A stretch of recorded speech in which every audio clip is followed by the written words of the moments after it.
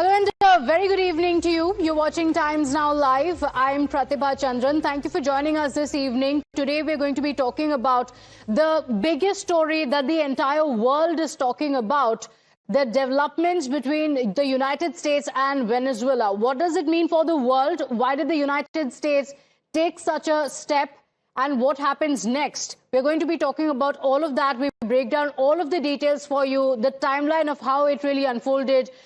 Now, what the United States has executed in Venezuela was not a raid, it was not a symbolic strike, it was not a warning shot. It was a full-scale, premeditated regime extraction operation, planned for months, rehearsed again and again, and executed under the cover of darkness. Now, let's explain how the United States actually took down Nicolas Maduro. The green signal was given by the US President Donald Trump at 10:46 p.m. Eastern Time. Within minutes, U.S. assets deployed from 20 different military bases across the Western Hemisphere. Just before the assault, Washington says that it turned off almost all the lights and it plunged parts of the capital into complete darkness. Radars went quiet. Communications were disrupted. The element of surprise was total. Low-flying aircraft swept through the capital of Venezuela. And at least 7 explosions then rocked the city. Smoke rose from the military installations. Military bases lost power, and Venezuelans actually woke up to war in less than 30 minutes. So at 1:01 a.m. Eastern Time, the U.S. helicopters landed inside a high-security military compound. Elite Delta Force commandos, the U.S. Army's most secretive unit, led the assault. Maduro's residence inside a military base, with U.S. generals saying that they knew where Maduro even slept, where he ate, what he wore. They even had the details about his pets. So when U.S. forces breached this compound, Maduro and his wife were trying to flee to a safe room. Both of them were captured alive. The assault from first landing to this extraction lasted less than 30 minutes. And by then, the U.S. plan was completely executed. Maduro was then moved immediately to a waiting U.S. warship, the USS-2 JIMA. A photograph, in fact, also was posted by Donald Trump himself that showed Maduro actually blindfolded on board, which was a deliberate image of dominance. From there, Maduro was then flown out of Venezuela. This was around 4:30 p.m. New York time. His plane then landed at an airport in New York's northern suburbs. Cameras rolled. Maduro was escorted down the aircraft stairs, surrounded by the armed federal agents, some even filming him on their mobile phones. He was then flown by helicopter into Manhattan. A convoy of law enforcement vehicles, including an armored car, was already waiting, and Maduro was taken to the US DEA facility, escorted through the building by 2 agents holding his arms.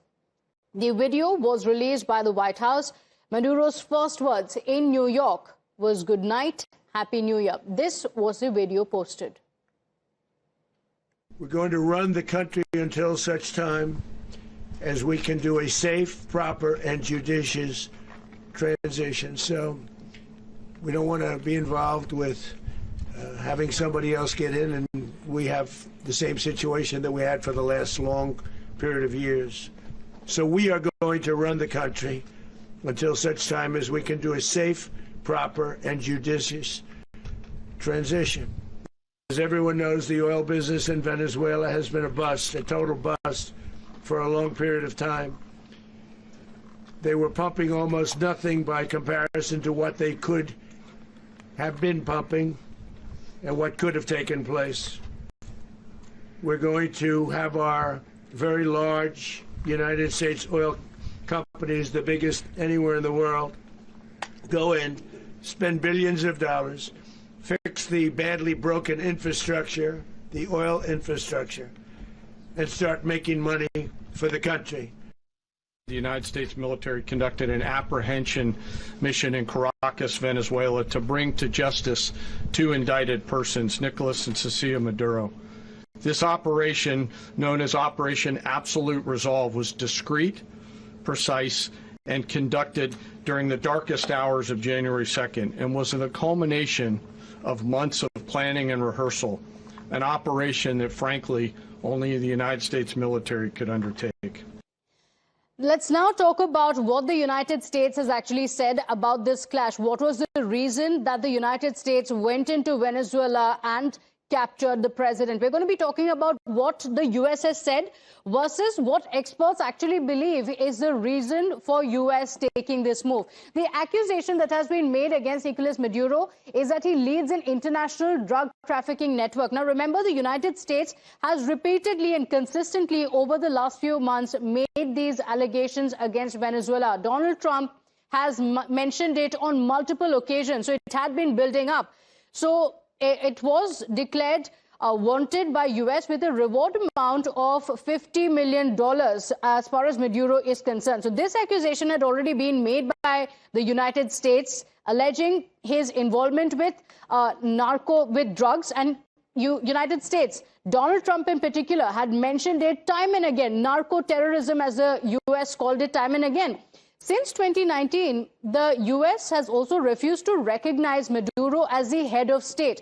So that official move had come in 2019, after which now the US took this move. So Maduro is leading a drug trafficking organization. This is the charge that had been made time and again, multiple times by the US president, saying that there is a drug cartel that is run by him. So this organization, cartel of sons, is headed by Maduro. This was the accusation by the United States. And also going on to say that he was involved in corrupt and violent narco-terrorism conspiracy. These were some of the charges that were made against Maduro. Apart from that, the US has also time and again said that he negotiated shipments of the FARC-produced cocaine, going on to say that cocaine was coming into the United States. So lives of Americans were at stake. That is a claim that has been made by United States. Although data actually shows that the big amount of cocaine that comes into US is not actually from Venezuela. And yet this accusation went on building by the United States time and again. In 2020, Maduro was charged for conspiracy for the import of cocaine. Apart from that, he was accused of possessing machine guns and destructive devices. All of this information and accusation is as per the release that was given by the US Department of State. But let's talk about what's going to happen next. Now, from Venezuela, he has been taken already and he has been brought to the United States. So what's actually going to happen next? Let's talk about that. One possibility is, of course, of fresh elections to be taking place in the next 30 days in Venezuela. Because remember, in Venezuela, the accusation has been that democracy has been under threat, that it was not a fair election. So there were many people in Venezuela who were unhappy. There has, of course, been an economic crisis in the country as well. So there was a lot of unhappiness. So there could actually be a regime change in Venezuela aided by United States. In fact, at this moment, this is what seems most likely, because as of now, the United States has gone on to say that we will run the country, we will run Venezuela until there is a change in power. Apart from that, one more possibility is, of course, is that Maduro could seek asylum abroad, but the likelihood of that actually happening could be very low because it is the United States on the other side. So he will have to seek the same with a powerful country, and he's currently in US custody. So will that really be possible or not? And we could also be looking at international sanctions. There are already multiple sanctions that have been put even on Venezuelan oil. Already, these sanctions could actually intensify and become even more. The US is likely to back the interim government. Is that a possibility or not? Because the Supreme Court has currently said his deputy will take over. If that happens, will US actually be backing it? Or if there is a regime change, that of course will be backed by the United States. Another possibility is that Venezuela could be headed for this political vacuum. We don't know what could happen next. So the next few days, next few weeks are going to be very, very crucial. Let's also talk about what this actually means for India. Remember, India has given out a statement and has said that the country wants peace in the region, that stability in the region. That is what we should be working towards. The European nations have also reacted to this, and they've gone on to say that they are for peace and stability in the region, and they are actually looking at the developments there, looking at the developments that are unfolding. But let's talk about on ground what actually is going to change for India as well. As far as the oil prices are concerned, remember this after US claims that it has taken over Venezuela, or it is going to run Venezuela, because it is known for the huge oil reserves, much larger than even Saudi Arabia. But given the oversupply, the prices are likely to remain stable. So for India, what is the impact? As far as oil prices are concerned, there are not going to be any changes at all. As far as oil imports are concerned as well, in fact, it's not going to have any impact, because India does not actually import Venezuelan crude. That, of course, is because the US had also put sanctions on the same. So initially, India would import oil from Venezuela, but that was stopped completely after the US sanctions. Now, US-Venezuela truce, if that actually happens, will India gain? There is a likelihood that it will happen, because it will provide India access to the Venezuelan crude oil. But let's also talk about how this was not just the capture of a dictator, as is being claimed by the United States time and again, because this was the test of a new doctrine, a doctrine where power replaces law. Oil replaces principle, and regime change is sold as stability in this region. Now, Maduro may have fallen in 30 minutes, but the consequences of this operation will haunt the world for years together. In fact, political voices, even in the United States, are divided. Newly elected New York Mayor Zohran Mamdani has said, and I quote, "Unilaterally attacking a sovereign nation is an act of war and a violation of federal and international law. This blatant pursuit of regime change doesn't just affect those abroad, it directly impacts New Yorkers, including tens of thousands of Venezuelans who call this city home." This was his immediate reaction. So this is what Zohran Mamdani has to say, but let's also talk about the criticism that Trump's move has received within the United States as well. Kamala Harris going on to say Donald Trump's actions in Venezuela do not make America safer, stronger, or more affordable. That Maduro is a brutal, illegitimate dictator does not change the fact that the action was both unlawful and unwise. We've seen this move before, wars for regime change or oil that are sold as strength but turn into absolute chaos. But American families pay the price. The American people do not want this. They are tired of being lied to. Kamala Harris going on to say, this is not about drugs or democracy. It is about oil and Donald Trump's desire to play the regional strongman. If he cared about either, then he wouldn't pardon a convicted drug trafficker or sideline Venezuela's legitimate opposition while pursuing deals with Maduro's cronies. The president is putting troops at risk, sending billions, destabilizing a region, and offering no legal authority, no exit plan, and no benefit at home. America needs leadership that prioritizes lowering costs for the working people of America. So this is the criticism that has come in from Kamala Harris, who ran for office against Donald Trump. Now let's also talk about the abduction of a sitting president by the world's most powerful military that has sent shockwaves across capitals, from Latin America to Europe, from Moscow to Beijing. The United States has not only removed Nicolas Maduro by force, it has openly declared its intent to run Venezuela, control its oil, and deploy boots on the ground if required. Venezuela has called it a kidnapping, a violation of sovereignty, and an imperialist attack. Its vice president has also been directed by Venezuela's Supreme Court to assume interim presidency, demanding that Maduro be freed, and has said that the country is ready to defend its natural resources. But when it comes to America's allies, the response has been noticeably careful. There has been no direct condemnation of Washington, no naming of the United States as the aggressor, just statements about seeking clarity and establishing facts. Rivals of the US, however, have seen this as a dangerous precedent, one that collapses the idea of a rules-based world order and normalizes regime change by force. Let's take a look at the global leaders who are responding to America's most dramatic regime change operations in decades.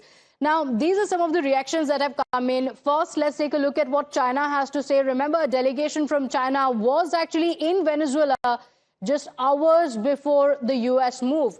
China going on to say China is deeply shocked and strongly condemns the US's blatant use of force against a sovereign state and action against its president.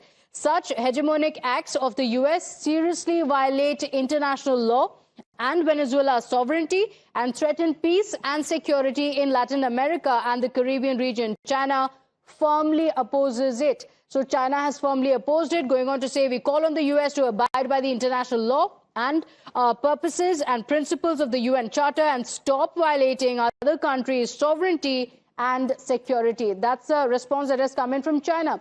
An equally strongly worded statement is also coming from Russia that says, in view of the confirmed reports about Venezuelan President Nicolas Maduro and his spouse being in the US, we strongly urge the US leadership to reconsider their position and release the legitimately elected president of a sovereign country and his spouse. So this is the statement that has come in from Russia. Belarus as well going on to say the Belarusian side reaffirms its unwavering support for the legitimate government of Venezuela and joins the call for an urgent convening of the United Nations Security Council, which bears primary responsibility for maintaining global peace. The Republic of Belarus emphasizes that the right of the Venezuelan people to determine their own future is inviolable and that there should be no form of intervention, no form of external interference, particularly through force, can be justified. This is the statement that has come in. Now, look at the contrast that has come in from Russia, China, as well as Belarus, that has spoken strongly against the United States, going on to say that this is unacceptable. Let's also talk about how Venezuela is actually the world's biggest oil holder. Now, there are many experts who actually believe that the real reason for this move by the United States is not saving of any democracy, not because of any drugs, and not because Maduro is the head of a cartel, as the US has been claiming time and again. The real reason, many experts believe, is actually this. Now, look at the numbers on your screens, and they tell you why Venezuela is actually the biggest oil reserve that is available. Now, contrast that with Saudi Arabia, which is one of the largest exporters of oil currently, and look at the numbers here.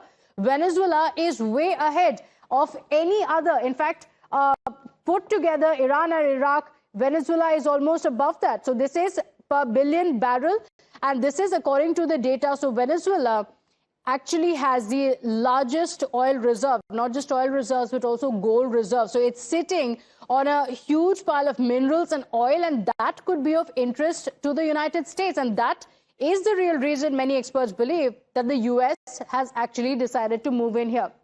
Now let's talk about how there have been US-backed coups previously as well and the results of it. And unfortunately, many of the experts have also pointed out how, despite the US trying to bring in a regime change, every country that it has left behind after a so-called regime change has been left in absolute shambles. Here in this case as well, the US talks about how the change is going to bring about a lot of development to Venezuela. But the history has clearly shown that that has not been what the US has achieved previously. Let's take a look at what was the claim that was made versus what experts actually believed. Because the claim was that the US was backing this coup to prevent a communist influence, whereas it was seen, again, no surprises there, as a move to secure oil for the West. And that is how it had been seen. Now, previously in Panama as well, what we've seen is, again, the same move by the United States, interference that actually led to a regime change. And the claim that was made again by the United States, very similar, very reminiscent to what they're doing currently as well, is the fact that they are fighting drug trafficking. This was an official line of the United States, that they are fighting drug trafficking. But many experts believed that it was actually to secure Panama Canal interests. And that is the reason why the United States actually moved in here.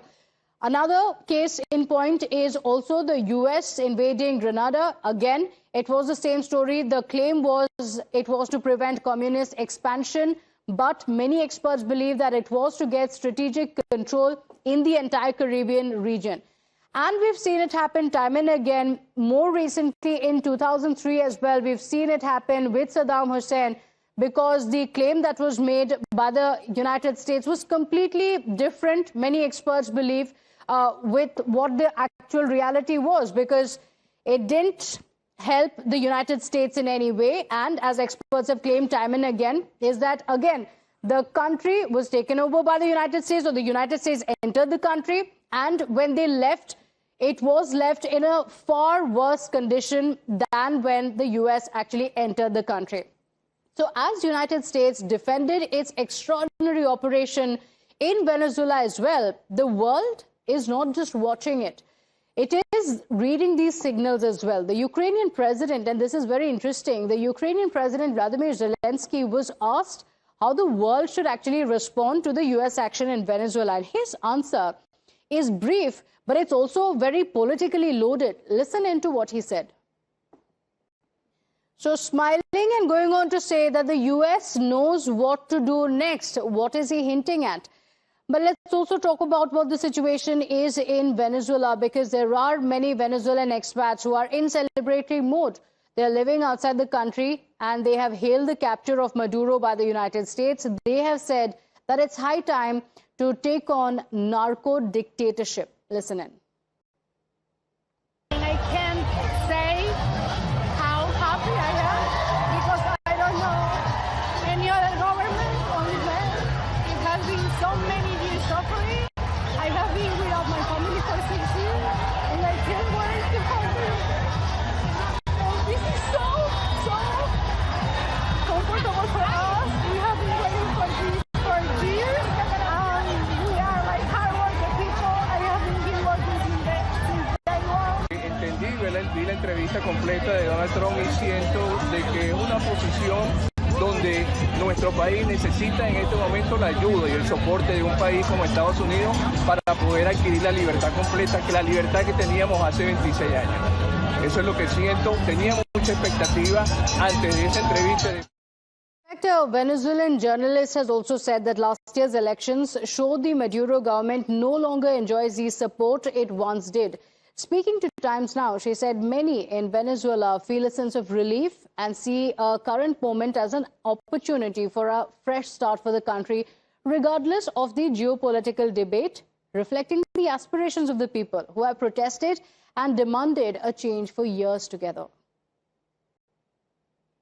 In the election last year, the country showed that the government doesn't have the support that it used to have at the beginning. So I would say that there is a sense of relief in the country, and regardless of what the U.S. intentions were in the intervention in Venezuela, it gives a new opportunity to the country to start from zero. So it depends of how you want to see the situation as the international law, or what it means geopolitically, and then another side of what it means to the real people of Venezuela, who went to elections and been protesting on the street for years and wanted a change.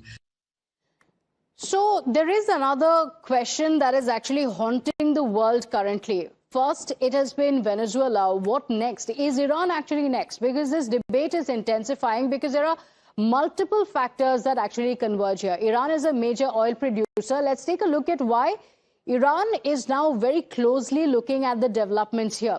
Because Iran is a major oil producer and is also a founding member of OPEC. Now, remember, US-Iran tensions have also been escalating. We've seen the kind of statements that have been made. US had, of course, also launched an attack on Iran recently. It's a major oil producer and founding member of OPEC with a long history of close ties to Venezuela as an anti-US ally. So Iran once also shared very close ties with Venezuela as the US anti-US ally. So the country is also witnessing widespread protests amid a deepening economic crisis, very similar to what was witnessed in Venezuela as well. People unhappy with the regime. large protests taking place, an economic crisis that seemed to be deepening in the country, very reminiscent of the situation in Venezuela. The US president, in fact, has also hinted, and that is the typical Trump style. He doesn't go into an attack like that without dropping these hints. We saw that happen with Venezuela. We are now seeing that happen even with Iran, because the US president has actually hinted at some form of intervention previously as well.